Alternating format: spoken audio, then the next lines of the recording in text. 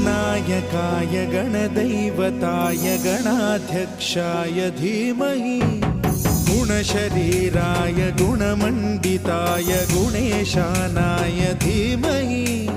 गुणातीताय गुणाधीशाय गुणप्रविष्टाय धीमहि एकदन्ताय वक्रतुण्डाय गौरीतनयाय धीमहि गजेशानाय भालचन्द्राय श्रीगणेशाय धीमहि